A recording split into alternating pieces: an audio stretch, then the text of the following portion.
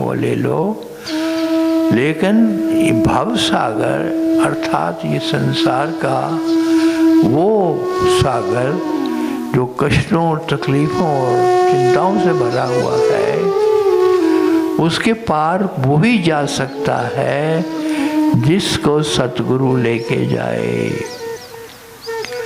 करता करे ना कर सके, जो करे सो गुरु करे, गुरु करे सो होए।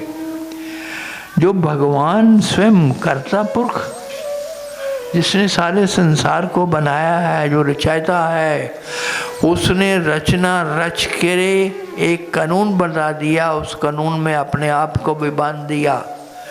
तत्श्रेष्ठवा तदेवानुप्राविशित, तत्री उपनिषद हमेशा इस बात पे बल देता है कि परमात्मा ने अपने आप को इस सारी सृष्टि को बना के उसी में कैद कर लिया।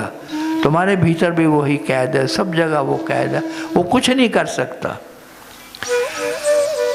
अगर वो उसने ये ऑप्शन रखी होती वो कुछ करता, तो कभी इधर करता कभी उधर करता, वो तो दुखी हो जाता, वो तो जी ना पाता। ऐसा परमात्मा तो एक पल के लिए भी सांस ना ले पाता, क्योंकि तुम इतना दुख देते हो, मेरा ये करो, मेरा वो करो, मेरा वो करो, मेरा वो करो, मेरा की लट लगा रहे हो। सारी दुनिया, जरा सोचो, सारी दुनिया मेरा मेरा मेरा मेरा करना शुरू कर दे, मेरा ये करो, मेरा वो करो, तो क्या होगा? विक्षिप्त हो जाएगा परमात्मा। और हो सकता है कि वो इसी भवसागर में छलांग लगा दे कि जाओ, मैं नहीं करता। क्या करना? जिसको मैंने बनाया, जिसको मैंने शक्तियां सारी दी और समझाया, वो अपने पाँव पे खुद ही कुल्हाड़ी मार रहा है और दुहाई दे रहा है कि मुझे बचाओ, मुझे बचाओ, मुझे बचाओ। तो उसके नियम बड़े अटल हैं और सीधे साधे हैं, समझे जा सकते हैं कि उसने कुछ नहीं करना है, उसने जो करना था कर दिया। तुम्हें शरीर दे दिया, तुम उसमें श्वास भर दिया, तुम्हें शक्तियाँ मिल गई देखने की, सुनने की, इंद्रियों की सारी शक्तियाँ तुम्हारी हैं। मन दे दिया सोचने के लिए, विचार करने के लिए, बुद्धि दे दी, चित्त दे दिया, तुम्हें सब कुछ दे दिया उसने, और कहा कि जाओ विचरो। अब तुमने उस विचरने में धोखाधड़ियाँ शुरू कर दी, अपना स्वार्थ सिद्ध करना शुरू कर दिया, अपने काम के लिए, वासना के लिए तुमने लोगों को छलना शुरू कर दिया, खराब करना शुरू कर दिया। धोखाधड़ी आ गई, झूठ आ गया, सच्चाई चली गई। उसने तो सच्चा बनाया था इंसान को, सत्य ही है वो, उससे सत्य निकल सकता है, असत्य नहीं निकलता। लेकिन सारी दुनिया में असत्य फैल गया। ये भी कैसी खूबी है कि सत्य ने सब सत्य बनाया, सत्य कुछ और बना नहीं सकता। उसकी शक्ति ही सत्य बनाने की है, यानी सच्चा बनाने की है, हर प्रकार से सच्चा, और झूठ का बोलबाला है। ये चंबा नहीं लगता कि ये क्या हो गया, किसने किया, कौन है जो शरारत कर रहा है? तुम दोष देते हो भाग्य को। भाग्य कौन सा है? कहाँ है भाग्य? मुझे दिखा दो। किस भाग्य ने ये किया है? कोई नहीं। भाग्य का भी विधाता तुम हो, बुराई का भी विधाता तुम हो, सच्चाई का, अच्छाई का विधाता भी तुम हो। तो क्यों अपना जीवन स्वयं हम दोह रहे हैं? उससे तुरंत बाहर आ सकते हैं। बार बार उसने कहा, गुरु रेको जगत सर्वम ब्रह्मा विष्णु शिवात्मकम। फिर बोलता है वो आदि गुरु, आदि देव, आदि योगी, फिर से बोलता है, उन्हीं ऋषियों को बोलता है, पार्वती को समझाता है कि सुनो, गुरु रेको जगत सर्वम ब्रह्मा विष्णु शिवात्मकम, गुरु परतरम नास्ति किंचित तस्मात् संपूज्येत गुरुम। एक ही काम करने को है कि क्योंकि और कुछ है नहीं है, गुरु ही बचता है। गुरु की भक्ति कर ली है तो ठीक है, नहीं की तो नहीं, कुछ न मिलेगा। अब गुरु की भक्ति क्या है? गुरु की भक्ति ये नहीं है कि तुम धूप दो, तुम फूल मालाएं ले आओ और तुम पैसा चढ़ा दो मंदिर को। ये मंदिर तो तुम्हारे लिए है, तुम्हारे लिए है, तुम्हें बसाने के लिए, तुम्हें रखने के लिए, या तुम्हारे ठहरने की व्यवस्था करने के लिए, खाने पीने के लिए। मंदिर को नहीं चाहिए पैसा। सतगुरु तो बिल्कुल इन चीज़ों से बहुत दूर है। ना गुरु माँ को चाहिए, कुछ नहीं चाहिए। क्या चाहिए? कि तू सच्चा इंसान हो जा, जैसा बनाया था तुम्हें शुरू में। परमात्मा ने, वो मेरे माल के कुल ने जिस प्रकार से तुम्हें बनाया था वैसे ही हो जाओ। मल सारा धो दो। ये जितना भी मल और मलिनता इकट्ठी कर रखी है, ये विषय वासनाओं से, काम क्रोध लोभ मोह अहंकार ईर्ष्या द्वेष, ये सारी जो वृत्तियां हैं, नेगेटिव नकारात्मक वृत्तियां जितनी भी तुमने घुसेड़ रखी हैं अपने अंदर, उनको छोड़ दो, तुरंत छोड़ दो। एक पल के लिए भी तू नहीं छोड़ सकता। यहीं से अभी कोई जा रहा है, किसी का धक्का लगा, तुम्हारी आंखों में एक प्रकार का खिंचाव आ जाता है। देखो कैसे फाड़ फाड़ के देखते हो उसको, जैसे खा जाओगे। धक्का लग गया तुझे, लेकिन तुम तैश में आ गए। एक पल भी नहीं लगता। मैंने तुम्हें दी थी ना मिसाल उनकी, जो बद्रीनाथ के ऊपर रहते हैं। बद्रीनाथ भी भगवान शिव का धाम है, तुम जानते हो।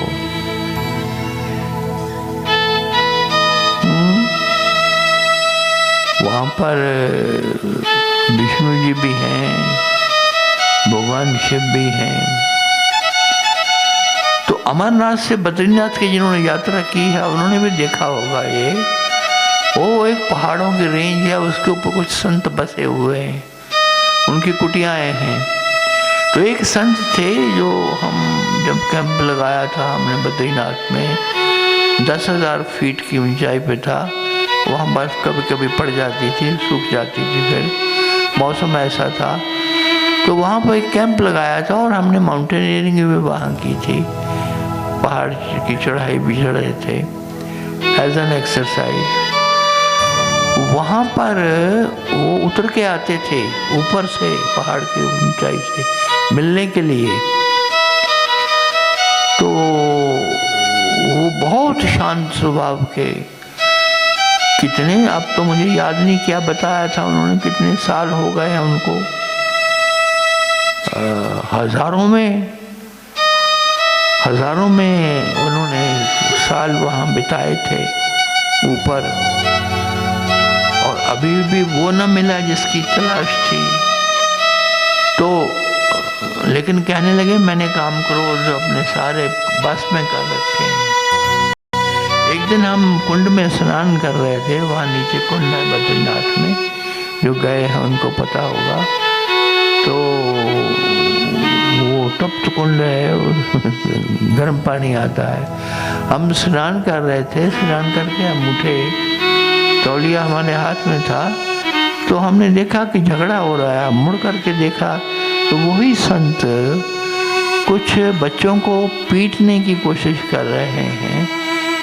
तो हमने पास गए, हमने कहा क्या हो गया कि ये बच्चे शरारती हैं, इन्होंने कुंड में कूद कूद के छींटे मार दिए, हमारे कपड़े से गीले हो गए, हमने उतारे थे वहाँ। आपके कपड़ों पे छींटे पड़ गए, पानी के गीले हो गए, आपको इतना क्रोध आ गया कि आप इतने सालों की तपश्चर्या वहाँ ऊपर पहाड़ की चोटी पर अकेले बैठ के कर रहे हो, क्या फायदा? कोई लाभ नहीं है, बिल्कुल कोई लाभ नहीं है। ये जो लोग मुझे आकर के सबसे पहले ये बताते हैं महाराज जी मैं 3 बजे उठता हूँ, मैं 4 बजे उठता हूँ, क्या करते हो उठ करके? मत उठो, सोए रहा करो। वो सोना ज्यादा प्रियकर है, सोना ज्यादा अच्छा है तुम्हारे लिए। तुम खामखा अपने शरीर को भी दुखी करते हो, तंग करते हो। ध्यान तुम्हारा लगता नहीं, लग सकता नहीं, क्योंकि अपना ही पता नहीं है। अपने अंदर का सारा मल अभी तक अंदर ही पड़ा हुआ है, वो और गहरा होता जा रहा है। जब तक वो साफ नहीं होगा तब तक कुछ नहीं होगा। तो उन्होंने कहा कि ये कूड़ा करकट काया का निकस्या हरि की गति जब जानी। ये जो अंदर का काया का और मन का और चित्त का जब तक कूड़ा करकट साफ नहीं हो जाता, उससे पहले नाम देने का भी अधिकार नहीं है सतगुरु को। हम नाम दे देते हैं देख करके, लेकिन गलत करते हैं। सतगुरु को नाम दान देने का अधिकार नहीं है, वो दुश्मन है उसका जिसको नाम दान दे रहा है वो सतगुरु।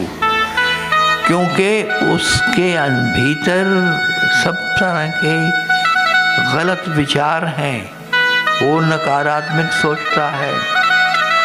उसको नामदान फलेगा नहीं, वो अपना नुकसान कर लेगा, अपनी हानि कर लेगा, उसका अपना ही नुकसान हो जाएगा काफ़ी। फिर वो चिल्लाएगा कि मैंने तो नामदान लिया था। तो प्रथम वो ठीक किया, पतंजलि को हम इस बात के लिए राज़ी करते हैं कि उन्होंने अपने उसका ठीक कहा है। अपने योग में पतंजलि के जो अष्टांग योग है, उन्होंने उसे बड़ा अच्छा कहा है कि पहले यम नियम आसन, बाद में आसन पे भी नहीं बैठना आपके लिए मना है। शौच, संतोष, तप, स्वाध्याय, ईश्वर प्रणिधान, सत्य, स्तेय, ये सारी चीजें पहले होनी चाहिए जीवन में। ये उतरना चाहिए। तुम कहोगे हम तो महाराज जी गृहस्थी हैं, हमने तो कम तोलना है, दुकान पे जा कर के हेरा फेरी करनी है, प्राइस कुछ है वो टैग बदल देना है और टैग दूसरा लगा करके दूसरी प्राइस लगा देनी है और आदमी से ज़्यादा पैसा लेना है, नहीं तो गृहस्थी नहीं चलेगी, घर नहीं चलेगा हमारा। तुम्हारे ये ख्यालात हैं तो फिर यही करो संसार में, फिर रो नहीं। फिर अगर दुख आता है तो दुख को झेलो, अंगीकार करो। नुकसान हो जाता, सारे पैसे उजड़ जाते हैं, कंगाल हो जाते हो, दब जाते हो कर्जे में, तो दबे रहो। फिर क्या है? फिर पुकारो मत, मदद के लिए मत पुकारो। मदद के लिए पुकारते हो तो जिससे मदद की है, जिससे पुकार की है मदद मांगने की, उसकी बात को सुनो। सुनना जरूरी है। उसी भगवान शिव ने कहा है ना, सर्वम सर्वम आज्ञाम गुरुराज्ञाम न लंघेत।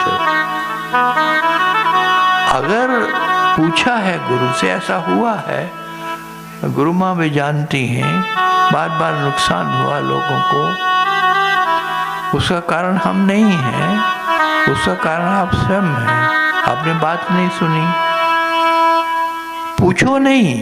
अगर पूछने गए हो सतगुरु के पास, किसी कामिल पुरुष के पास, किसी तत्ववेता संत के पास, किसी ब्रह्मनिष्ठ या शास्त्रज्ञ के पास अगर गए हो, ये समझ के कि ये पूरा है, ये परमात्मा का ही साकार रूप है, तो फिर उसकी बात को सुनना ही नहीं है, मानना भी है, उस पे चलना है। फिर तुम्हें कभी नुकसान नहीं हो सकता, धोखा नहीं हो सकता। फिर तुम हमेशा उसको पाओगे कि जो कहा गया है उस पे चल करके तुम्हें अच्छा ही अच्छा हुआ है, तुम्हें वृद्धि हुई है, धन की भी वृद्धि हुई है, समृद्धि भी आई है, संपन्नता भी आई है, और नाम भी पैदा हुआ है, सब कुछ होने लगेगा अगर तुम इस बात को अपने पास बिठा लोगे। नहीं तो मत जाओ, गुरु ने बुलाया नहीं किसी को भी, कहते हो यहाँ अपने भजनों में क्या आपने बुलाया, बहुत बहुत शुक्रिया। सतगुरु का आह्वान वैसे ही हवाओं में तैरता रहता है, वो सदा से है, ये बुलावा तो वो सदा से कर रहा है, वो आज नया नहीं किया है, इस शिवरात्रि को नहीं किया, वो हर युग में बुलाता है, हर प्रकार से बुलाता है। क्यों बुलाता है? क्योंकि वो देखता है कि जिस संतान को मैंने बनाया था, जिस संतान को भेजा था संसार में सुख भोगने के लिए, वो दुख भोग रही है अकारण, कोई कारण नहीं है लेकिन दुख भोग रही है। तो ये बड़ा अचंभा सा हो जाता है परमात्मा के लिए भी, वो किसी न किसी रूप में उतरता है कि अब जाके समझा देते हैं। तुमने ना राम को सुना ना कृष्ण को सुना, किसको सुना? राम के भी दुश्मन बहुत से थे जो उनको काटने वाले और मारने वाले बैठे थे, कृष्ण के भी बहुत दुश्मन थे उन्हीं के ज़माने में, द्वापर में ही, और अंत तक उनके पीछे पड़े रहे। जरासंध ने तो पीछा ही नहीं छोड़ा, लड़ाई पे लड़ाई, लड़ाई पे लड़ाई, चढ़ाई पे चढ़ाई, चढ़ाई पे चढ़ाई, खून की नदियाँ बहती रहीं। सिर्फ महाभारत में नहीं बहीं, वैसे भी द्वापर में इधर नीचे की ओर भी वहाँ सब नदियाँ बहती रहीं। किसने परवाह की? किसने सुना? अगर ये सुना होता कि भगवान कृष्ण उन्हीं की मर्जी से, उन्हीं की इजाज़त से, उन्हीं के हुक्म से एक काम लेके आए हैं अपने लिए इस दुनिया में, यदा यदा ही धर्मस्य ग्लानिर्भवति भारत, बोलते हैं ना वो कि अभ्युत्थानम् अधर्मस्य तदात्मनं सृजाम्यहम्। जब परमात्मा देखता है कि मेरे जो भक्त लोग हैं, मेरे भक्त का अर्थ है कि जो मुझे दो वक्त याद करते हैं, जो मेरे से जुड़े हुए हैं, वही दुखी हैं, दुख में हैं। किन के कारण? उनके कारण जिन्होंने जिंदगी में कभी याद नहीं किया भगवान को, कभी अपने मालिक को याद नहीं किया, अपने आप को भी याद नहीं किया। परमात्मा ने तो यहाँ तक छूट दे दी कि तुम मुझे मत याद करो, तुम अपने आप को याद कर लो। मैं वहीं बैठा हूँ, वहाँ भी मैं ही हूँ, किसी को याद कर लो। उसने कहा शिवलिंग को याद कर लो, शिवलिंग से ही जुड़ जाओ, किसी से जुड़ जाओ। शिवलिंग में भी मैं ही हूँ, ये दीवार में भी मैं ही हूँ, इन फूलों में भी मैं ही हूँ। जब वो कहता है कि श्वास श्वास में मैं हूँ, तू बस नजदीक आ जा, अगर ऐसा हो जाता है तो फिर तो भगवान ये शिव जो उन्होंने पार्वती को समझाया है कि यस्य दर्शन मात्रेण मनसा स्यात् प्रसन्नता, उसके दर्शन मात्र से जीवन में प्रसन्नता उतरनी चाहिए। कितने लोग हैं, एक भी तो नहीं मुझे मिलता जो ये कहे कि महाराज जी मुझे वो दर्शन हो गए जिस दर्शन से मेरे जीवन में प्रसन्नता ही प्रसन्नता आ गई। एक भी नहीं है कोई एक? ना, कोई नहीं, गुम गुम। जबकि हर काल में ही कहा, गुरु ने भी यही कहा, गुरु ने भी यही कहा, दर्शन पर किए गुरु के जन्म मरण रुक जाए। अरे जो ये जिन कारणों से, जिन कुकर्मों के कारणों से तुम दुख भोग रहे हो और जन्म मरण पुनरपि जननम पुनरपि मरणम हो रहा है तुम्हारा, पैदा हो गए, दुख भोगा, मर गए, थोड़ा सुख की झलकियाँ आ गई। तो इस तरह का जो जीवन है, इस जीवन से छुटकारा मिल जाता है एक दर्शन मात्र से। या तो वो गुरु गलत हैं, या तुम गलत लोगों को मानते हो, और अगर ऐसा नहीं है तो ठीक होना चाहिए। 100% नहीं, 200% ठीक होना चाहिए कि गुरु के दर्शन मात्र से तुम्हारे जीवन में फूल खिलने चाहिए, बगिया महकनी चाहिए, ये सब मिट जाए क्लेश, ये सब धुल जाए तुम्हारा मल, ये सब चले जाएं रोग शोक। लेकिन कुछ नहीं होता है दर्शन। इसलिए स्वामी जी ने भी राधा स्वामी मत में सबसे पहले कहा कि दर्शन करे, सबसे पहले दर्शन करना आना चाहिए हर इंसान को। आंखें खुली हैं, आंखों से दर्शन नहीं होते हैं। मैंने कितनी बार बताया दर्शन क्या है। उस तत्व को देखने के लिए आपको परम शांति में उतरना चाहिए। उसके दर्शन होते ही आपके जीवन के सारे कष्ट कटने लाजमी हैं, लाजमी हैं। दर्शन दर्शन और नारद जी जाते हैं होकर के भगवान शिव के दरबार से विष्णु जी के पास चले गए। पूछते हैं कि दर्शन से क्या होता है। उनसे पूछते हैं कि कहते हैं गुरु के दर्शनों से ये होता है वो होता है। बड़े लंबे लंबे शास्त्र हमने रच दिए, नारद जी ने खुद रचे हैं, और वेद व्यास जी ने तो और आगे जाकर के बोले हैं। तो पूछा क्या होता है दर्शन मात्र से। मैंने तुम्हें पहले भी बताया है। तो उन्होंने कहा, भगवान विष्णु ने कहा कि तू धरती पर जा और जाकर के उस नाली में, वो एक नाली सी है वो दिखाई उन्होंने, कि उसमें एक कीड़ा रेंग रहा है, उससे पूछो, उससे ये प्रश्न करो।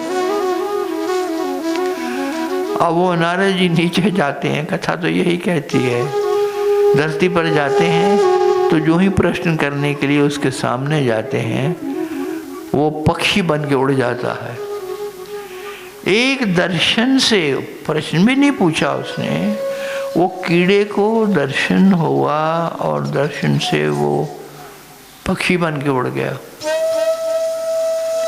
और सामने बैठा है, देख भी रहा नारद जी कि बैठा है। भागा भागा आया विष्णु जी के पास। विष्णु जी ने कहा अब उस पक्षी को दर्शन दो जाके। तो वो ये लंबी कथा है, पक्षी को दर्शन किया, दिया, तो वो घोड़ा बन गया। वो एकदम सारे जन्म इकट्ठे होकर के समाप्त हो गए, उनका लेखा जोखा